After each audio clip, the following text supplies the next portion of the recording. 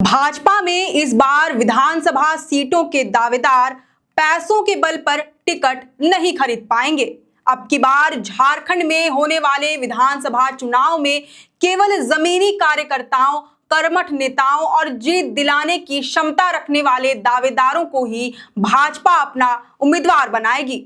दरअसल भाजपा की ओर से फिलहाल राज्य भर में रायशुमारी का कार्यक्रम चलाया जा रहा है। इसके तहत उम्मीदवारों के चयन के लिए पार्टी अपने छोटे बड़े हर स्तर के नेताओं कार्यकर्ताओं की राय ले रही है।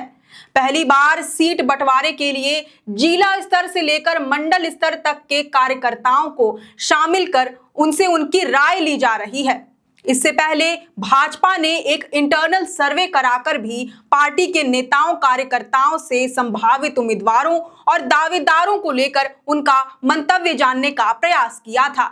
ऐसे में बहुत संभव है कि इस बार भाजपा में केवल पैसे के बल पर टिकट खरीदने वालों का पत्ता कटने वाला है और मौका योग्य कैंडिडेट के हाथों में जाने वाला है। ऐसा इसलिए माना जा रहा है क्योंकि इस बार भाजपा ने विधानसभा चुनाव का प्रभार केंद्रीय मंत्री शिवराज सिंह चौहान, असम के मुख्यमंत्री हिमंता बिस्वा शर्मा और झारखंड प्रभारी लक्ष्मीकांत वाजपेयी के हाथों में सौंप दी है, जिनकी भूमिका सीट शेयरिंग में बहुत अहम मानी जा रही है। लेकिन सवाल यह है कि आखिर इस तिकड़ी में ऐसी क्या खूबी है कि भाजपा आला कमान ने अपनी हारी हुई बाजी को जीत में तब्दील करने का जिम्मा इन्हें सौंपा है। सवाल यह भी है कि आखिर भाजपा की आगे की रणनीति क्या है। दरअसल एक ओर जहां शिवराज सिंह चौहान भाजपा के सफल चुनावी रणनीतिकार माने जाते हैं, वहीं दूसरी तरफ पूर्वोत्तर भारत में भाजपा के विस्तार में हिमंता बिस्वा शर्मा की भूमिका सबसे महत्वपूर्ण मानी जाती है। इन दोनों नेताओं के साथ खास बात यह है कि ये सामने रहकर चुनावी रणनीति बनाते हैं और उस पर अमल करने के लिए आक्रामक तरीका अपनाते हैं। शिवराज सिंह चौहान के नाम मध्य प्रदेश में सबसे लंबे समय तक मुख्यमंत्री पद संभालने का रिकॉर्ड भी दर्ज है, वह भी ऐसे वक्त में जब 20 साल से अधिक समय से उनके सरकार के खिलाफ एंटी इनकम्बेंसी का माहौल था।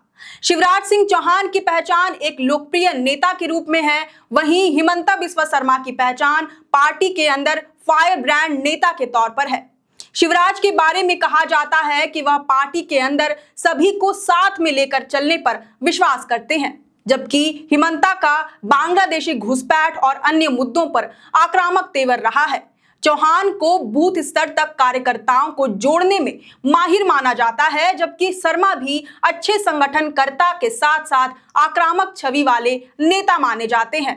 दोनों की स्टाइल बेहद आक्रामक और तत्काल परिणाम देने वाली है, इसलिए अपने अपने राज्यों में इन्हें चुनावी सफलता हासिल करने की गारंटी माना जाता है। वहीं बात करें भाजपा के झारखंड प्रभारी लक्ष्मीकांत वाजपेयी की, तो उनका नाम बीजेपी के कद्दावर नेताओं में शुमार है। वाजपेयी 2012 से लेकर 2016 के बीच 4 सालों तक यूपी में भाजपा के अध्यक्ष रहे।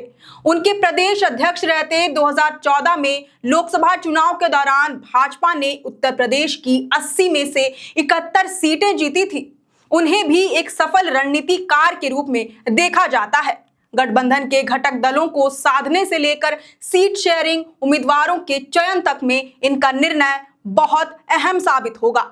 इन तीनों के ट्रैक रिकॉर्ड को देखते हुए माना जा रहा है कि विधानसभा चुनाव में टिकट के लिए इन्हें ना तो पैसों के बल पर खरीदा जा सकता है, न ही प्रभावित किया जा सकता है। कुछ एक टिकट को लेकर समझौता हो सकता है, लेकिन अधिकांश मामले में योग्य, पार्टी के कर्मठ और समर्पित लोगों को ही चुनाव में किस्मत आजमाने का मौका दिए जाने की उम्मीद है।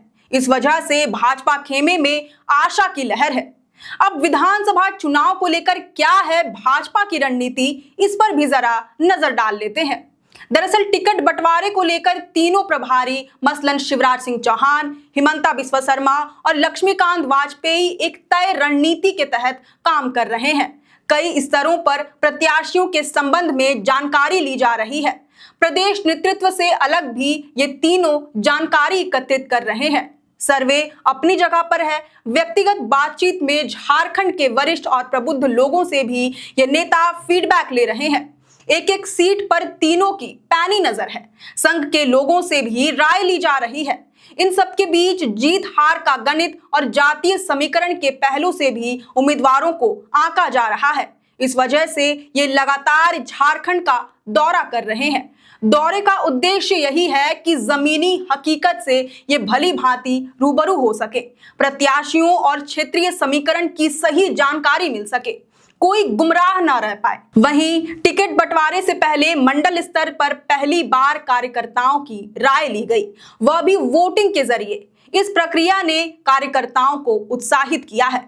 राजनीतिकारों का मानना है कि अगर भाजपा में 90% भी योग्य कैंडिडेट्स को टिकट मिल जाती है तो झारखंड में कमल खिलने की प्रबल संभावना है। हालांकि यह भी सच है कि राजनीति में अंतिम रूप से कुछ भी नहीं कहा जा सकता। इस बार लड़ाई भी कठिन है। हेमंत सोरेन और उनके सहयोगी दल लगातार दूसरी बार सत्ता में आने की पुरजोर कोशिश कर रहे हैं। मुख्यमंत्री लगातार मास्टर स्ट्रोक खेल रहे हैं। कुल मिलाकर इस बार झारखंड में विधानसभा का चुनाव एक तरफा तो कतई होने वाला नहीं है। वैसे आपका इस पर क्या विचार है, ये हमें कमेंट करके जरूर बताएं। अगर आपको हमारा ये वीडियो पसंद आया हो तो इसे जरूर से लाइक और शेयर करें। हमारे चैनल लोकतंत्र 19 को फेसबुक पर फॉलो और यूट्यूब पर सब्सक्राइब करना न भूलें। हमारा एक और चैनल है द ग्राम सभा, उसे भी जरूर से फॉलो और सब्सक्राइब कर लें। फिलहाल लेते हैं अलविदा। जोहार।